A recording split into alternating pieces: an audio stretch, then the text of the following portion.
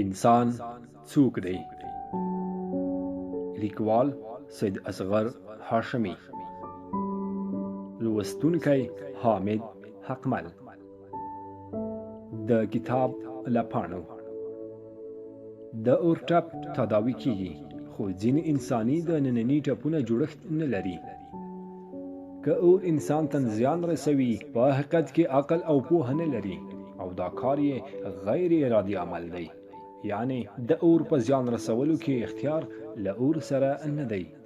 خو انساني ټپونه هغه دردونه او کړاوونه دي چې په ارادي ډول د اشرف المخلوقات یعنی انسانانو په واسطه سرته رسیږي، او د واک پکې حتمی دی.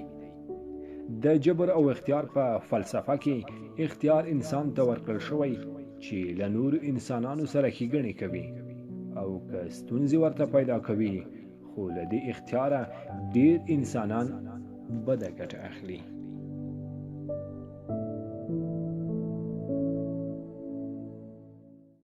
د نړۍ انسانان په بېلابېلو جغرافیو کې ژوند کوي.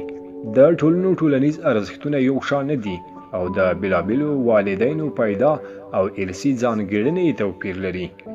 د ملتونو سیاسي حالتونه په یو شکل نه دي. اقتصادي ژوند په انسان اغیز لري، او نړۍ یو شان اقتصاد نه لري. څوک غریب او څوک مالدار دي. په ځینو ملکونو کې یوه مړۍ ډوډۍ نه پیدا کیږي، او په ځینو ځایونو کې د سرو زرو په لوښو کې ډوډۍ خوړل کیږي. د ټولنو فرهنګونه یو شان نه دي. د علم او پوهې درجه برابر نه ده.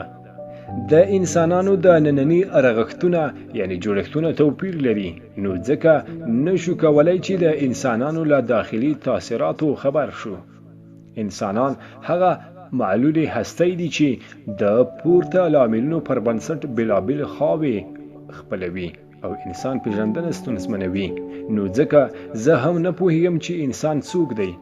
زه په یوې ټولنه کې ژوند کوم، او ځینې انساني مثبتو او منفي مسایلو ته متوجه شوی یم، او د انساني حقوقو پر اساس دا حق لرم چې خپل نظر او فکر ولرم، او د خپل زړه خبرې د زړه په خوښه وکړم. نو ځکه په دغه اثر انسان څوک دی ځینې انساني ستونزو ته اشاره شوې ده، او په ځینو مواردو کې د حل په لارو چارو غږېدلی یم. ټولنیز او فرهنګي اختلافات چې د انسانیت لپاره معیارونه یو شان نه دي. په ځینو ټولنو کې نجلۍ ته سلام نه اچول غیر انساني عمل دی، خو په ځینو ټولنو کې همدا عمل ستایل کیږي. پر مختلفو هیوادونو کې د لوړ موقف، لوړ معیار، پوهه او علم دی. خو ځینو وروسته پاتې هیوادونو کې مشري په نورو لاملونو ورکول کیږي. دوی ټول انسانان دي. څوک یو عمل ته ښه وایي او څوک بل ته. ځینې شیان جامې، مانع، کوټلې، منلې پیژندنه نه لري.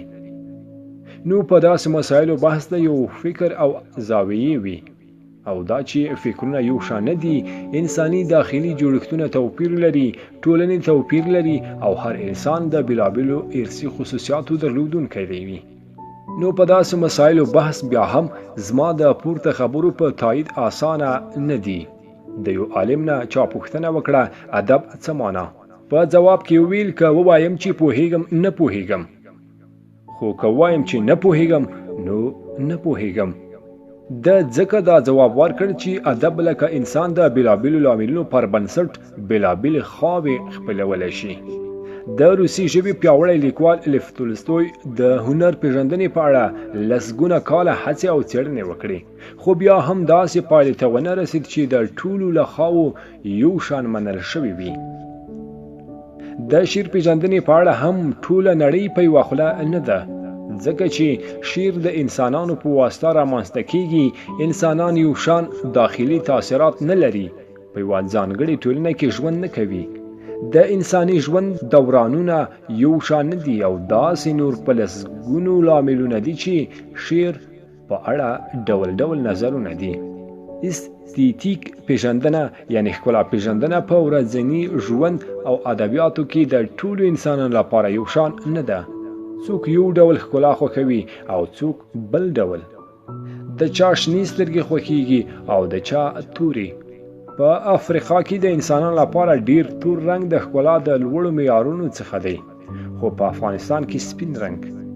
د پورته مقدمتي خبرو په پایله کې ښکلا د انسان په واسطه غوره کیږي، شعر د انسان په واسطه ویل کیږي، هنر د انسان په واسطه انسان ته پنځول کیږي، ادب انسان خلقوي، خو بیا هم یوې پایلې ته نه رسیږي. یوازینی دلیل یې انسانان هغه معلولات دي چې د مختلفو علتونو پر اساس کله یو شان او کله بل شان، کله ظالم او کله مظلوم. داخلي تاثیرات یې بېلابېل، د ښکلا خوښونې ذوق متفاوت او داسې نور انساني توپیرونه دي چې منلې پایلې ته رسېدلی نشو چې انسان څوک دی. زه هم نیمګړتیاوې لرم، نو څنګه به وکولی شم چې د نورو نیمګړتیاوو په ګوته کړم؟ سرګردانه او لالهانده یم چې ځان وپېژنم او اصلاح له ځانه پیل کړم چې تر اوسه توانېدلی نه یم. نو د نورو پیژندل او اصلاح خو لا ستونزمنه ده، خو بیا هم هڅه کوم چې ځان او ټولنې ته کار وکړم.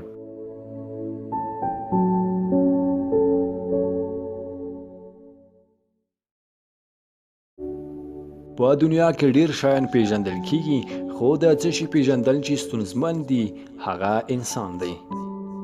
د انساني توپیرونو په نظر کې نیولو سره د نړۍ د ټولو انسانانو بهرني جوړښتونه قد، قواره، سترګې او وزن سره توپیر لري، او هم د انسان د ننني جوړښتونه په شخصیت جوړولو کې بنسټیز اصل جوړوي، او هر څوک نشي کولای چې په اسانۍ سره د نور انسانانو عواطف، احساسات، جذبات او د ننني نور توکي وپیژني. نو له همدې امله نشو کولای چې انسان په اسانۍ وپیژنو.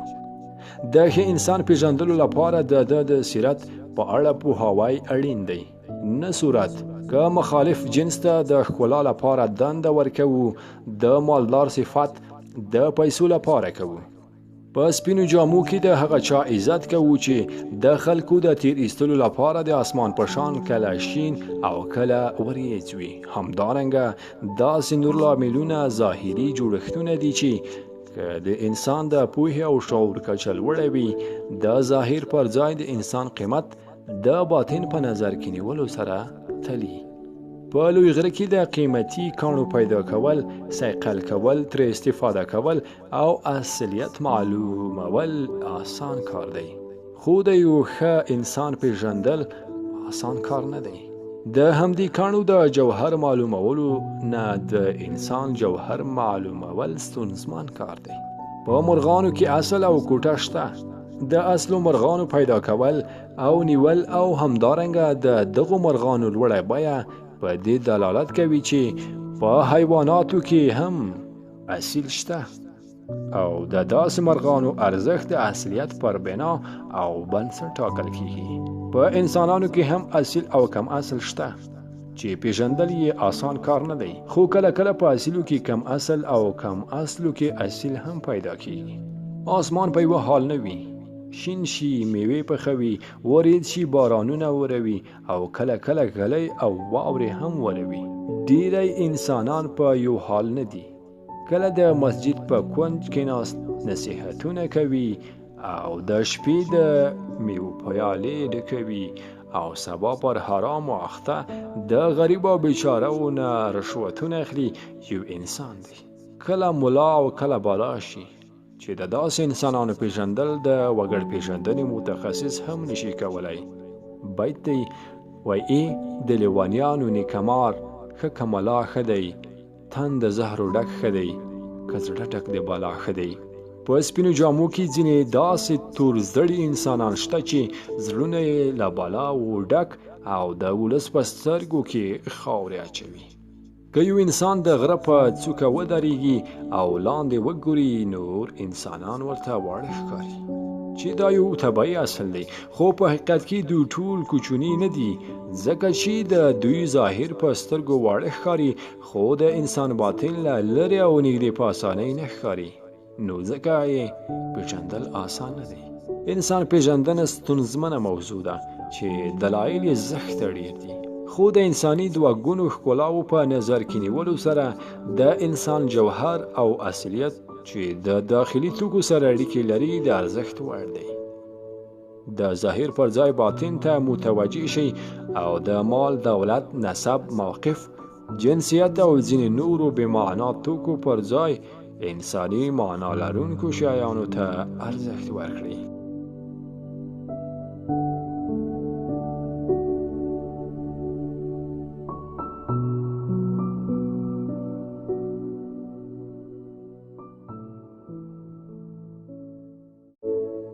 انسان او تضاد. انسان د زداینو مجموعه ده او د انسان د ژوند ټول واک د الله تعالی سره دی. که د خوښوي او که نه وي د متقابلو شیانو سره به وخت تېروي. که په نړۍ کې لومړنی انسان آدم علیه السلام نه وای نو ببي حوا به نه وه، ځکه چې ببي حوا د آدم علیه السلام له پوښتیو پیدا شوه. که ببي حوا نه وای نو نن به د نړۍ انسانان نه وو. که زما والدین مور و پلار نه وای نو نن به زه نه وای. خو که زه او زما د ژوند ملګری نه وای نو زموږ کورنۍ ماشومان به نه وو. که په یوې ټولنه کې نرینه انسانان د ملا د تیر حیثیت لري نو همدا تیر د مور په رحم کې جوړیږي، همدارنګه مور د تیر په پښو ودروي او روزنه یې کوي. نو پر همدې اساس په قرآن کریم او نبوي احادیثو کې د ښځو د حقوقو په تړاو زښته ډېرې خبرې راغلي دي. نن که نرینه په ښځو ظلم کوي او دوی ته په خپل حق نه ورکوي، پوه دې شي چې د یوې ټولنې ښځینه قشر د ښوونې او روزنې پر ګاڼه سمبال نشي. ناشونې ده چې په ټولنه کې د ښوونې او روزنې کچه لوړه شي او په ټولنه کې ښه انسانان ډیر شي. په کورنۍ کې اولادونه له ښځو پیدا کېږي. د نطفې ټاکلو ورځې د پلاسنټا له لارې د مور په خوړلو تغذیه کېږي او زیات و کم 9 میاشتې د مور په رحم کې وي. د مور ډیر کړه وړه اولاد ته په ارث کې پاتې کېږي. نو یوه هوښیاره مور د یوې ښې کورنۍ نمایندګي کولی شي. چنګیز او هلاکو د میندونه پیدا شوي وو او همدارنګه ابو علی سینا او مولانا جلال الدین محمد بلخي هم د میندو پیدا شوي.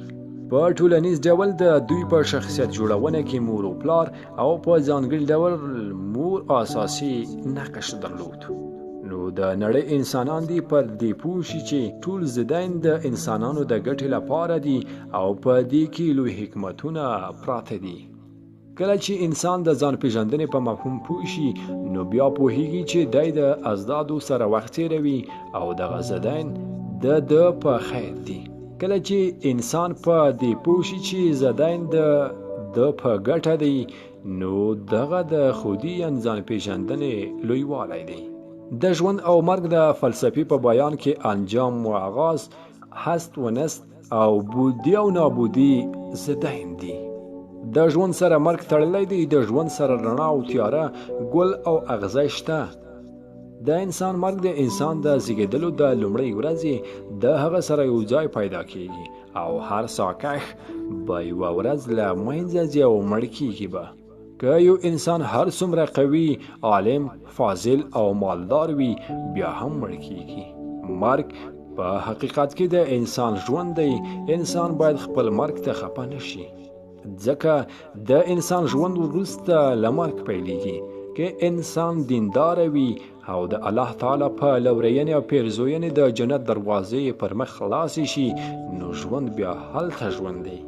نه دی دنیا کې کله چې خزان د پسرلي ګلونه ورژوي پسرلی ورته وایي ته ما وژلی نشي، دا مرګ مې د نوي ژوند زیری دی.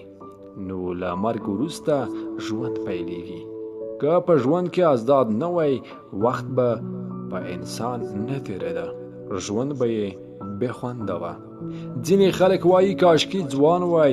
دوی داسې فکر کوي چې زړښت د ځوانۍ پای دی، مرګ ته نږدې کېدل دي. بیا هم دوی فکر کوي چې مرګ نابودي او نست کېدل دي، چې حقیقت داسې نه ده. مرګ بودي او هستی ده. د ځوانۍ په قدر زوړ پوهیږي، د خوشحالۍ احساس هغه څوک کولی شي چې ډېر خفګانونه یې لیدلي وي. د روغتیا په قدر ناروغ پوهیږي، خو بیا هم د انسان د ژوند هره دوره بیل خوند لري او انسان باید د ژوند په هر پړاو کې خوشحال وي. کله چې یوه میوه داره ونه ګل وکړي ښه ښکاري او ګلانو ته یې ټول ګوري. د همدې ونې شنه میوه بیل خوند لري او پخه میوه جدا خوند لري. که چیرې یو کس ټول عمر ځوان وي، اولادونه یې پیدا، ځوانان سپین ږیري او مړه شي او دی ځوان وي، د داسې ژوند نه خوند نشي اخیستلی. د کال له 4 موسمونو انسانان، حیوانات او نباتات ګټه اخلي. که چیرې ژمی نه وای، بارانونه به نه وه، سیندونه او نهرونه به وچ وو او للمې به بې حاصله وې. غرونه او درې به ښکلې او شنې نه وې او ټول به وچ ډاک وو. که چیرې اوړی وه، ګرمي نه وای، میوې به نه پخېدې، ټولې غلې دانې به خامې وې. نو د هر پړاو په تېرېدو او ختمېدو کې د بل پړاو د پیدایښت څرک لیدل کېږي. کوچنی وم، ځوان شوم، په سر کې مې سپین ولګېد او بالاخره مړ کېږم، خو ښه ده چې ټول عمر ځوان پاتې نه شوم. په تقدیر ایمان درلود انسان ته د ژوند کولو هیله ورکوي او د ازدادو د فلسفې مفهوم هم دی چې انسان به د متقابلو شیانو سره جوخت تیروي او ټول زدین د انسان د خیر لپاره پیدا شوي دي، چې ښه مثال یې د ژوند او مرګ فلسفه ده. دوی مرګ د انسان هستی، بودی او کامیابی ګڼي او د مسلمان انسان لپاره رښتیا همداسې ده. انسان او فکر. انسانه فکر دې پیاوړی که چې د بدن د ننني او بهرني هوسونه دې سم کارونه وکړي. د ښه فکر پایله ده چې لاسونه د خیر کارونه کوي، سترګې ګناه نه کوي، په غوږونو غیبت نه اوري، په پښو عبادت ځای ته ځي، د نورو درد احساسولی شي او د عواطفو رښتینولي دې ښکاره او خیالات یې سپېڅلي دي.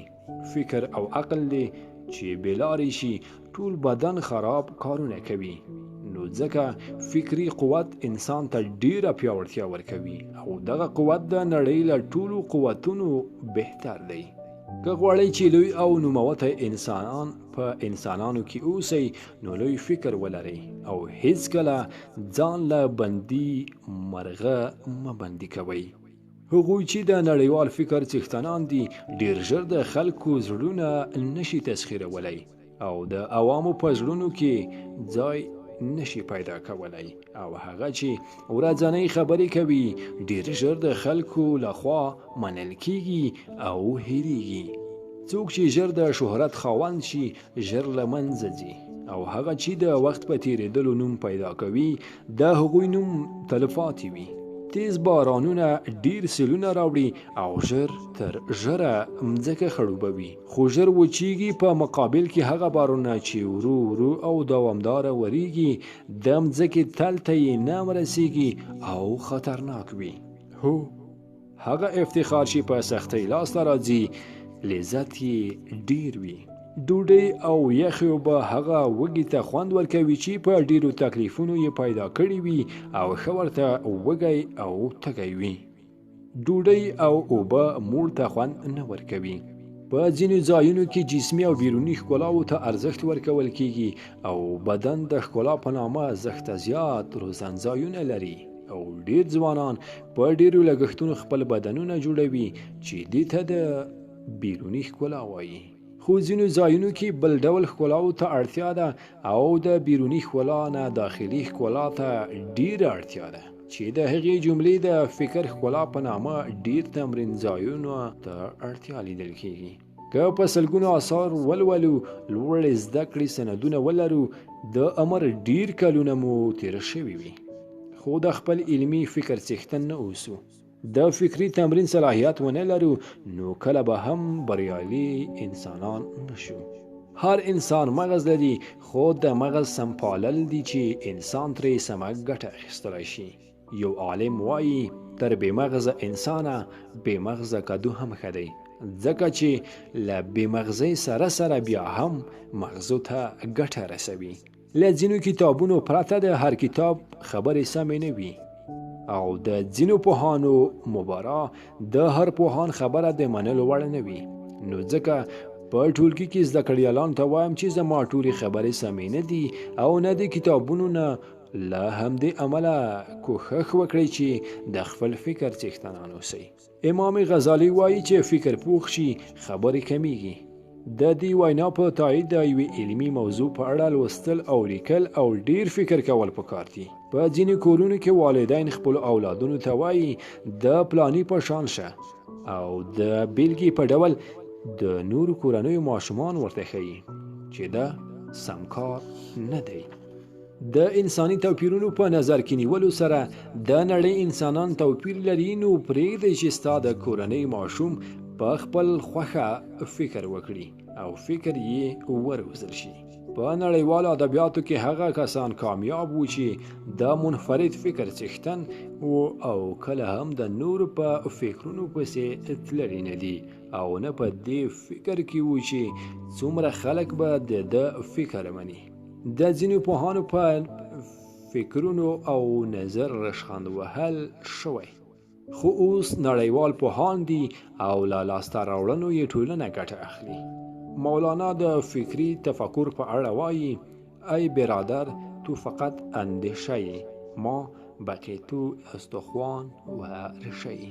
د انسان باطن له ظاهره خورا بهتره دی. د انسانانو حساب په ککرو نه کیږي، بلکې په ککرو کې په مغز کیږي. د انساني سرمایه پیژندنې نوې شوې دي. نور نو سرشمیرنه نه بلکې مغز شمیرنه کیږي. د انسان و منفرده ځانګړنه د نورو ژوندیو څیزونو سره دا دی چې د فکر کولو او ترې د مثبتې ګټې اخیستنې توانایي لري. د انساني سرمایه په نظر کې نیولو سره فکري او علمي خلک د انسانانو په شمیر کې راځي.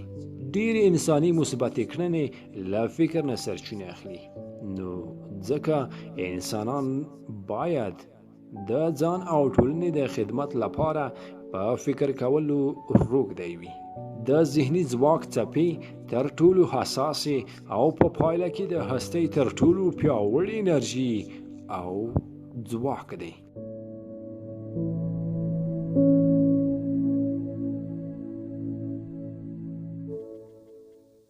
د انسان ځواني. ځواني د انسان د هلو ځلو هغه مرحله ده چې مغز د کار او د بدن غړي د زحمت لپاره آماده وي. که د ځوانۍ په قدر پوه نه شو، په زړښت کې به ډیر ارمانونه وکړو. دا دوره د کار، تحصیل، خدمت او عبادت لپاره یو ښه وخت دی.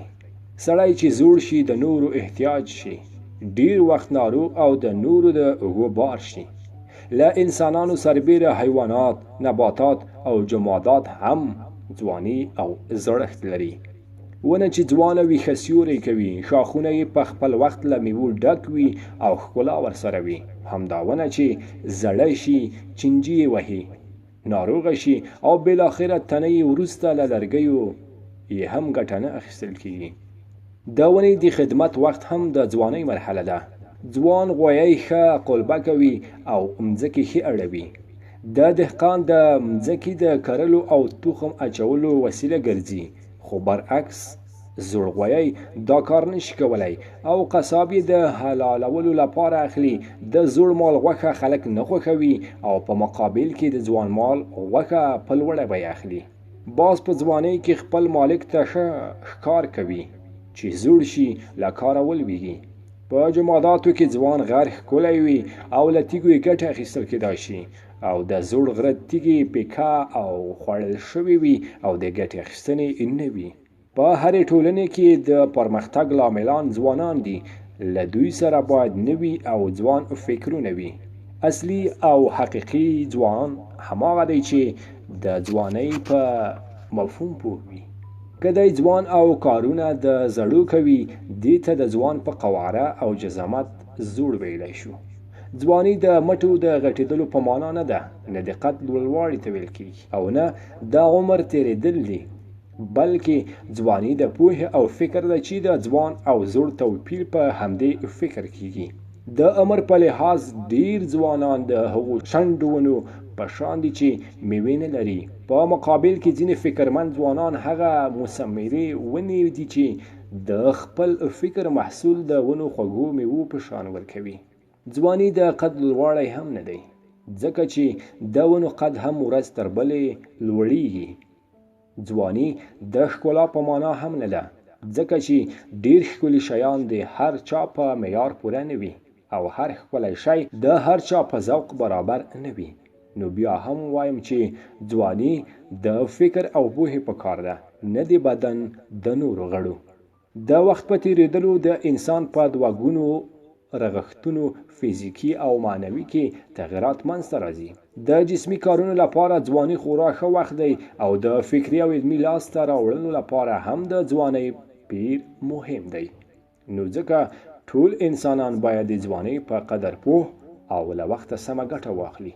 په ځوانۍ کې د انسان بهرنی جوړښت جسمي کارونو ته جوړ وي، خو جسمي کارونو ته ټوله لارښوونه د انسان له ننني جوړښته کیږي. نو د ظاهري ځوانۍ سره باطني ځواک هم اړین دی.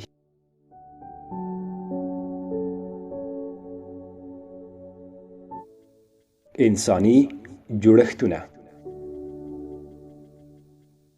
د نړۍ انسانان دوه ډوله فزیکي او معنوي جوړښتونه لري. په فزیکي لحاظ ډیر انسانان د ځانګړي وزن درلودونکي دي، خو په معنوي لحاظ په ټول پوره انسانان کم پیدا کیږي. چیرته چې پوهه ډیره وي هلته معنویاتو ته ارزښت ورکول کیږي، او چیرته چې پوهه کمه وي هلته بیا د معنویاتو پر ځای نورو شیانو ته چې د پوهې قیمت کم نشي او اکثره وګړي د علم او پوهې پر ګاڼه سمبال نشي، د معنویاتو ارزښت په لوړ نشي. په حیواناتو کې شیدې لرونکي څاروي له هغو څارویو بهتر دي چې خلک ورنه ګټه نشي اخیستلی. دلته د انسانانو په ډول په حیواناتو کې هم توپیر لیدل کیږي. په نباتاتو کې میوې لرونکي ونې د هغو خلکو په شان دي چې پوهه لري او هر وخت د ځان پر ځای د عوامو په فکر کې دي.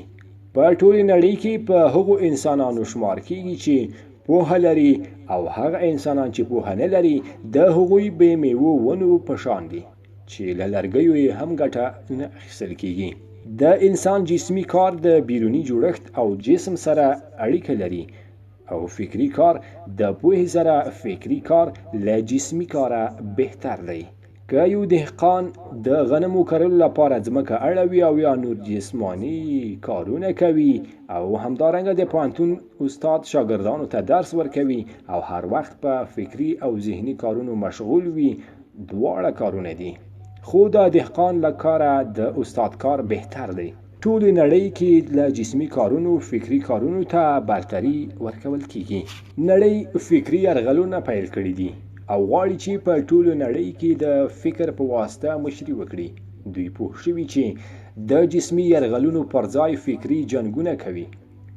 د انسان قدر او عزت د هغه د معنویاتو، پوهې او اخلاقو په نظر کې نیولو سره حتمي دی، نه په نورو لاملونو. ډیر خلک د بدو خلکو عزت کوي چې دا په دې دلالت کوي چې دوی ښه خلک نه دي. د ظالم ملګرتیا کوي، هر ځای صفتونه کوي چې دای د ویرې یو لامل دی. انسان کې چې انسانیت نه وي او په حقیقي پوهې سمبال نه وي د انسانیت له دایرې وځي. د انسان انسانیت په نظر کې ونیسئ چې د معنویاتو سره نیغه اړیکه لري، نه مال، دولت، موقف، قومیت، خپلوي، نژادي او سمتي اړیکې.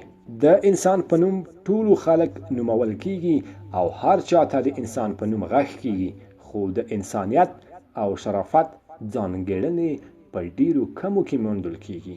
هو، انسانیت څه په دولت نه دی رحمانه، بوت که جوړ کړي د سرو زرو انسان نه دی. په ساختماني ډول د سرو زرو له بوته د انسان قیمت کم دی، خو که د معنا په لحاظ انسان د انسانیت په طول پوره وي د نړۍ هیڅ شي سره یې بها نشو برابرولی.